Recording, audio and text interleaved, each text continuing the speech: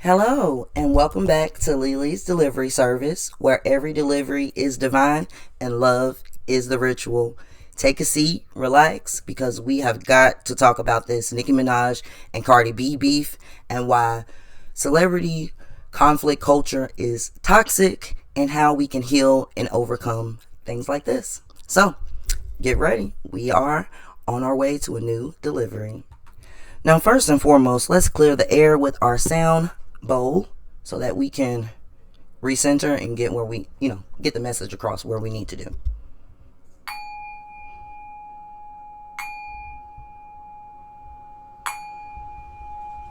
And my air cut on, so this is gonna be good. So anyway, obviously, unless you've been under a rock, you have seen this Nicki Minaj and Cardi B beef and the way it has escalated. The way that it has turned dark, it has become dangerous. And hence why we are here today. Because we need to stop normalizing this type of culture. Not saying that not saying that conflict doesn't happen, right? But there's always a way to manage conflict. And the way that Nicki Minaj attacked Cardi B was not it. So let's just do a brief overview of what their little history is. Because according to Billboard's article that was posted, I think 2 days ago, they've been having a beef since 2017, honey. It literally all started from Motorsport, whatever that song was that they was both on. And Cardi made a comment on an interview that either the verse wasn't finished or that she had to change the verse or Nicki changed the verse, whatever.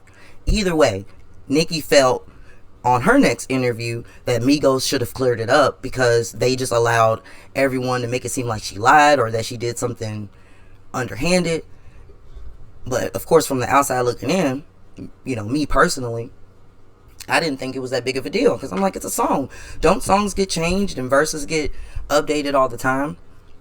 However, we are dealing with someone, and I'm talking about Nicki, over the years who have shown certain impulse control issues. And I'm not labeling her, but I am also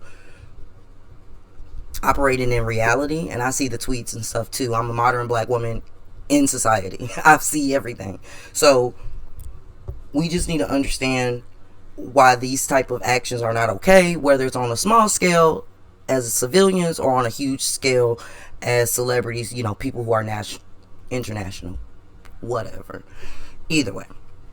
So we know the brief history of their beef. And we know that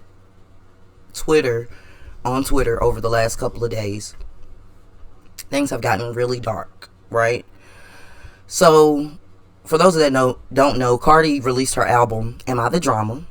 I believe last week. It is now number 1. And from the outside looking in, it looks like she was on her, victory lap. And then Nicki just started, tweeting, Twitter fingers, saying things like, calling her barbs. Long story short, y'all were on there. You seen it. So, Cardi responded. It has gotten to the point where now other celebrities are in it now. JT is going after, well, to back up, before Cardi and Nicki ended up going at it on Twitter, JT was actually going at it with Hennessy, which is Cardi B's sister. So, of course, that spilled over. Now, JT is going at it with Santana. And it's just a big mess, right? Because as civilians, we expect these people who have millions of dollars, who have all this access to things, to not have to deal with these petty, minute issues. But the issue is, what they don't tell you in society is that no matter how much money you have, you're going to deal with real human emotions, which if you feel slighted, you might respond, you might react. But if you feel targeted, you might also react too. If you feel bullied, the only difference is that these two women have armies behind them, whether it's their fan base, their PR team, their actual team, their spouses, their children, their family members. Like, they have more people behind them, right? But they also have people who are yes men, pouring negative thoughts and the wrong ideas into their head. So it's also creating like a mud pit of confusion for both, I would say. And even though I think it just, obviously we know that it went left when Nicki started talking about culture. There should be no reason for grown adult women to talk about each other's children, to talk about children in general. How low hanging fruit is that? Right? And then we got people on Twitter engaging in the BS. Like that's normal, right? And I'm here to let you know, as a healer, as a therapist, as a woman, as a human, that what you feed into your mind and your soul and your heart and your consciousness reverberates within your own life, right? So yes, I'm one of them girls that watch baddies. I love Jocelyn's Cabaret, but it's all about balance. I'm not going up and talking to my mama like Jocelyn talked to them ladies. I'm not over here talking to my friends how Natalie talks to Scotty.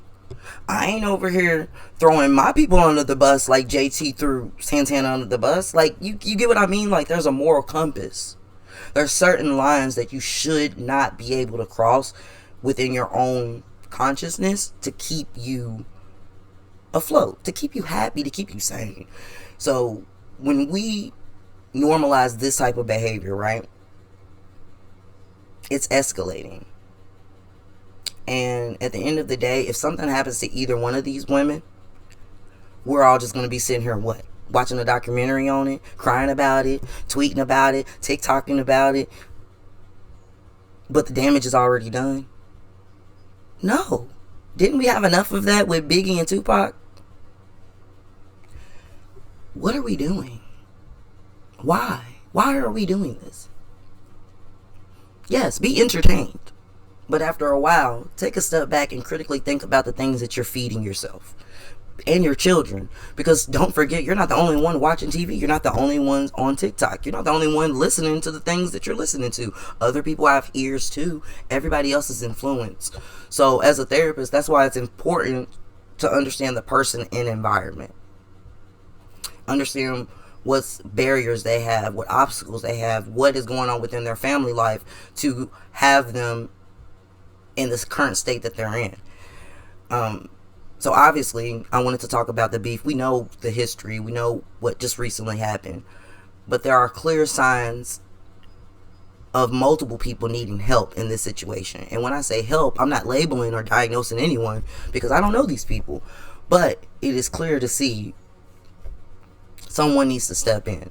And honestly, I'm surprised that that either one of the ladies respect, like really respect, has sat them down and figured out a way to squash this, because we've all seen how things like this end.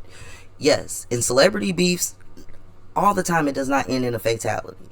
Yes, we only got the Tupac and Biggie reference, but if you go back and think about all the people King Von had beefs with, if you think about all the people in regular life that have beefs that ended in fatalities, like, this isn't rocket science. This stuff can go left quick, and there's other people involved now. So it is getting to the point where it needs to be corrected.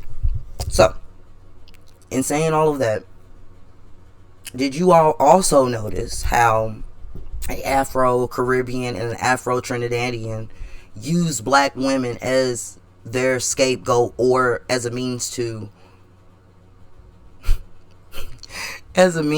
prove their point, right? Like, I love Cardi down. I love Nicki. I don't love what she's doing right now. But it's funny how some people can switch back and forth between being black when they want to, being anti-black when they want to, and throwing us in the middle when they have a conflict. Like, what the fuck did... Excuse me. This is a peaceful channel, but I'm also very real. What the heck did we do? How did we get in it? In Nini's voice. Like, what? Both of y'all. What? That's not right. And they use colorism, too. Right? And as a dark-skinned black woman, I catch that every time. I'm not going to allow you to use colorism on either parts to prove your point. Because one's brown skin, one's light skin. So either way, y'all, what are we doing here? Stick to the facts. Stick to why y'all actually in an argument instead of coming at us with, I don't know, whatever. And then we also got to talk about Nicki's cult-like fan base. Like, we cannot continue to lie about this anymore, right? People have been doxxed. People have been harassed. People have been threatened. As a Rihanna fan, the Navy would never. We ain't even got time. Rihanna can fight her own battles. 1. 2, I ain't got time. I got a job. I got stuff to do. I ain't got time to be getting arrested for what? For what? For someone that doesn't even know my name, that doesn't even know that I exist on this planet, but I know. Come on. I'm pretty sure there's a documentary being made about Nicki's fan base as we speak. So when it comes out, I want y'all to reference this video because I told you, but it needs to be addressed, right?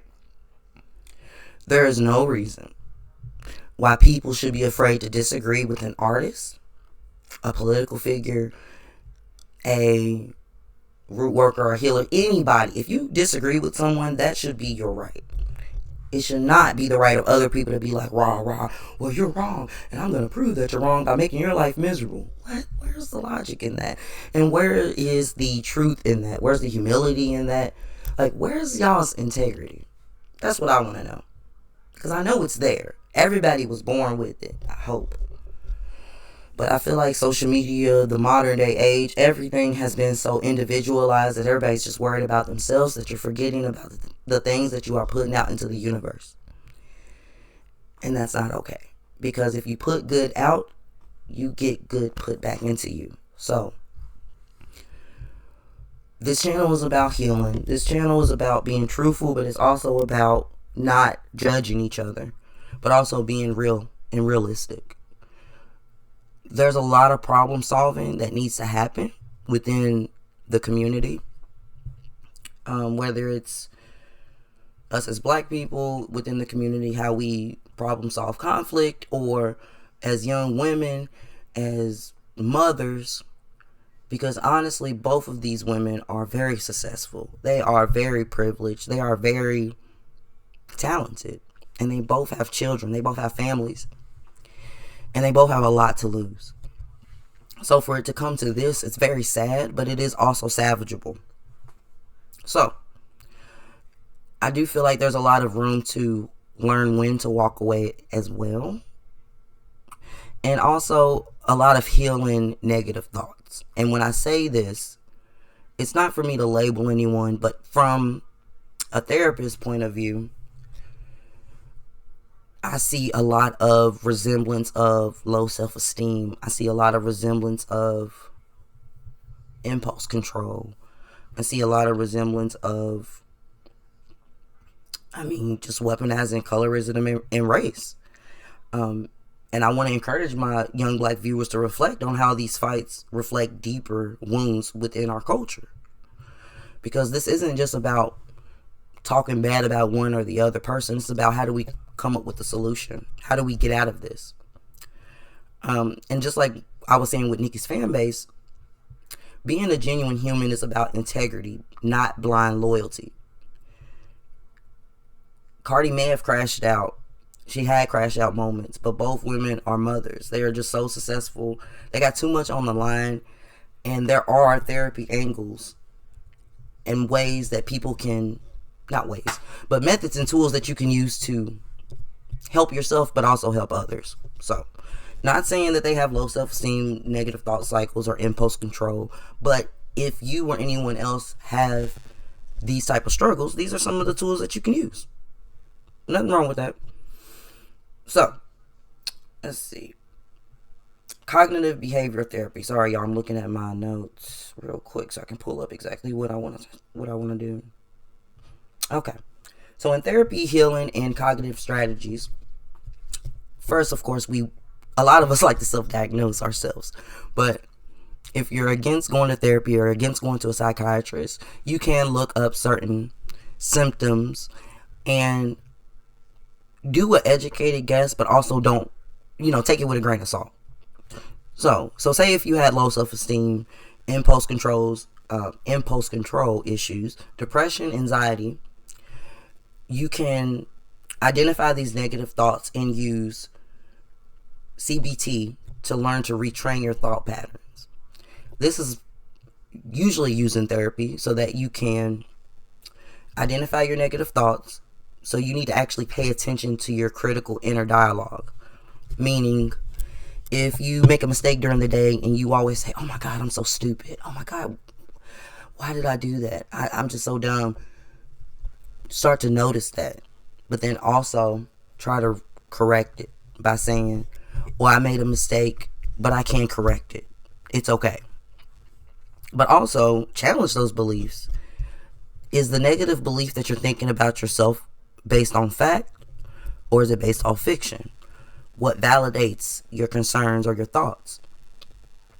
That way, you can start to rationalize your thoughts by challenging them. And then you can reframe your perspective by replacing, for example, I'll never get this right with, this is challenging, but I can improve. That way you're acknowledging the struggle, but you're also acknowledging your strength, your resilience as well. And if you are a person that has negative thoughts, you can also keep a thought journal to where you notice your triggers, you write them down, but then you also, so as you spot triggers and you learn to rewrite them constructively. So there are also behavior and lifestyle techniques as well, obviously. You know, I always tell you to meditate. I'm always telling y'all to meditate. But for those of you that don't want to sit quietly for 5 to 10 minutes, you can always engage in physical activity. I cannot tell you how many times I fell off my exercise routine, and like by week 2, I'm just irritated, upset. Everything's bothering me. And it's literally because I just need to work out. I just need to relieve some stress. So it's actually a part of my mood stabilizer routine to work out. At least get on the mini stepper for at least 30 minutes, or do some yoga. Go outside, run around a little bit. And I have a 5-year-old, so she's always keeping me active. I'm always sweating. So move around.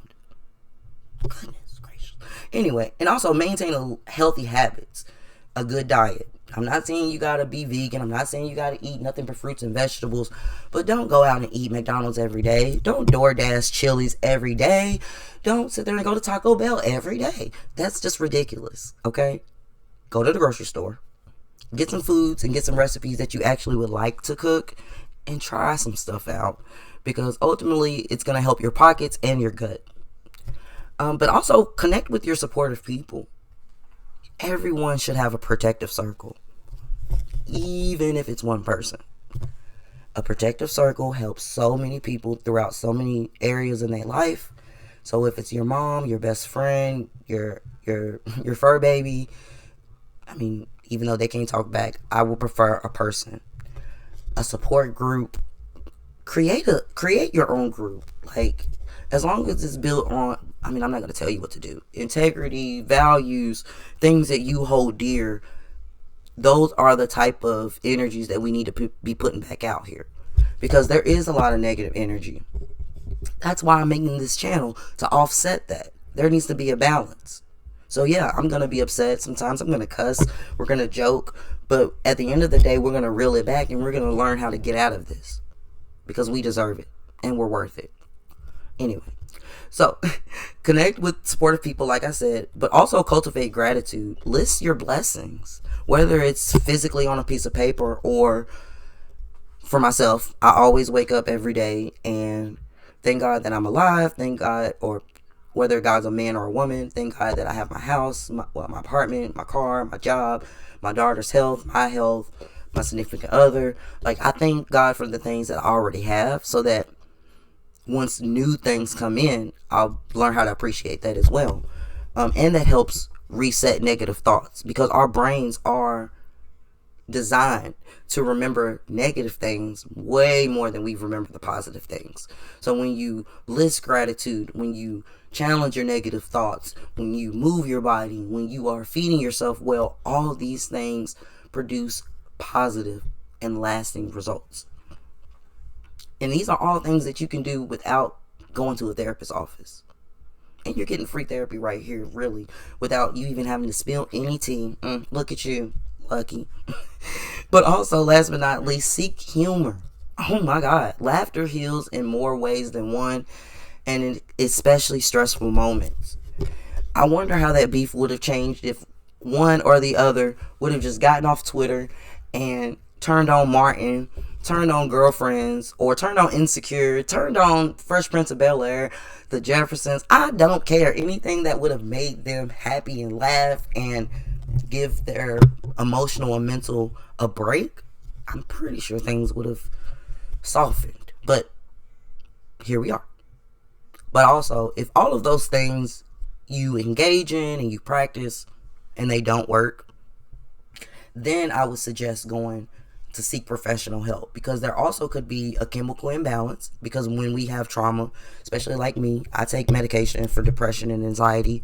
There is a chemical imbalance in your brain to where even though you are doing these holistic things, sometimes you do need extra serotonin. Sometimes you might need something to help you sleep. It just depends on what is best for you. There is not a one size fits all. That is why it is always great to go to a doctor, go to a therapist, or go a life coach, a nutritionist, anyone that's in the field that you are trying to improve on. Seek out someone of higher knowledge so that they can help you. You don't have to do this all alone. There's plenty of resources out here. Plenty. And you can always call and talk to me. You want to come. If anybody ever want to come and talk to me, you definitely can. Put it in the comments. You can always talk to me. No charge. But we really need to work on negative thoughts, especially if they're overwhelming. Therapy helps you reset your mind and build skills for peace. It doesn't tell you that you're wrong. It's supposed to be client-centered. And I do know a lot of people have experience with bad therapists as well. And I want to let you know that therapy is like finding a good pair of jeans. It's got to fit. You got to feel good in them. You've got to feel like you're actually getting some relief and some resolve. So yes, there are certain therapists that they're nice, they're cool, they're funny, but yet you're just not getting what you need mentally out of it. And that's okay. Therapists are used to clients changing on them all the time. So don't feel bad and don't feel like you owe a therapist anything. Find what works for you. That's an order. Soldier. Anyway. So, to kind of close this up, because I told you I'm not going to keep y'all all day, every day. But we needed to talk about this. So if you were Nicki or Cardi, right? What would you do differently? Put it in the comments. Would you have responded at all? Would you have responded in a different way? What would you have done? Because I definitely have stories of when a conflict escalated to fatality. So in my personal life, right, I had when I was 10, I had a second cousin who was 27 at the time. She was married and she was cheating on her husband, and her husband came home early one day. It was during the day, and they used to live in Village West here in Louisville, Kentucky. And he called her. She tried to talk to him. Of course, they was arguing in front of the kids and stuff like that. The man ran out. She was trying to, keep her husband from leaving. And things just escalated to the point where he pew-pewed her and unalived her. And he got only 8 years in jail for that because he pleaded, whatever. Temporary insanity. And due to the fact that he was married and he did catch her in the act, the rest is history. So that's always been a dark spot in our family and in our life, because it just goes to show how everyday conflicts can change in the blink of an eye. And it might not even be you. It might be somebody around them. I'm from Kentucky, Louisville, Kentucky, y'all. I've seen some things. So the fact that everybody is making it seem like this is just I keep saying minute, but small, this is, just fun. It's not. It's sad. And we need to do something about it. So there's a gift in knowing when to walk away, and sadly neither one of these women kind of know when to do that. Like, yes, I do feel like Cardi is a human on her end and responded to negative comments, because there's only so many times you can poke the bear before somebody responds. Like, that's a normal human trait. But I do feel like Nicki is causing most of this. I'm not sorry. That's my opinion. Anyway, but the industry is big enough for both women. The industry is big enough for the both of them. There should be no reason why one or the other should have to go. So it's sad that they don't recognize that, and their team don't recognize that, and that there's nobody around to settle this. So if they see this, hopefully just know that I love both of y'all, and I just want you both to live long enough to have more albums, to win more awards, to travel more places, to, you know, create more charities, to do more good for the world, because both of y'all have the resources and the platforms to do it. We all love y'all, but this needs to stop. So, talking to the fan base, yes, y'all, stop engaging in that crap. Stop feeding into it so that negativity is, because negativity is contagious, if you haven't noticed by now. Stop engaging in it so that it doesn't reverberate into your life, and so that you can keep your sanity, because at the end of the day, neither one of these ladies are going to bail you out of jail if you end up getting into a fight with a Barb's or a Cardi B or whatever at the bar. Don't play. We need to stop rubbing salt in the wound. We need to wrap that ish and heal it. Put some ointment on it. Like, y'all know what to do. Y'all know what to do.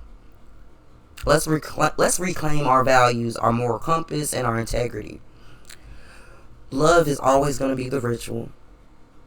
And before I let y'all go today, just wanted to let y'all know that I did have my crystals out. I have my rose quartz. I don't know if y'all can see that. And then I have my amethyst. Pretty and purple. Because like I said, we needed to clear the air. Hold on. Sorry, y'all know I'm still trying to work out this camera stuff. But I also wanted to provide recommendations to two books that I absolutely love. So the first is Sacred Woman by Queen Afua. And what this is a guide to healing the feminine body, mind, and spirit. And it's very, very good. So, just to give you a little bit of praise. Queen Afua is an extraordinary healer, teacher, mother, and keeper of our legacy. Through Sacred Woman, she has given us the sacred tools we need to live our lives in this new century. From actress Hazel Goodman. And then from Erykah Badu, she puts, just when I thought I was all alone, I found myself walking with a group of conscious women who were taking sacred steps and speaking sacred words. We were on our way to Queen Afua's global Sacred Woman Village. Come with us. There's my yacht, balance, and order there. Doesn't that sound like a freaking dream? And last but not least, by Bond Law, Sacred Woman offers profound wisdom to all who seek healing and transformation. Queen Afua is a national treasure. And that's on period. So, you can always find this on Amazon. You can find it anywhere at your local bookstore, Barnes & Noble. But Queen Afua's book is the ish. And then secondly, I have Black Imagination by curated by Natasha Martin. And what this is, I'm going to give you a little insert. Witnessing is sacred work too. Seeing ourselves as whole and healthy is an act of pure rebellion in a world so titillated by our constant submission. Oh God, Lord, I can't read that. Y'all, leave me alone. Either way, this dynamic collection of black voices works like an incarnation of origin, healing, and imagination. Born from a series of conceptual art exhibitions. The perceptions gathered here are nowhere near monochromatic. Each insists on their own variants and challenges every reader to witness for themselves that black lives and imagination matter. So yes, even though I butchered the heck out of that preview. This is Black Imagination. So this is the second book that I am referring to y'all. And I think y'all should check it out, because Black lives matter, our imagination matters, our creativity matters, our emotions matter, our healing matters, we matter. So I'm going to get out for here. We're going to close out with another sound bowl.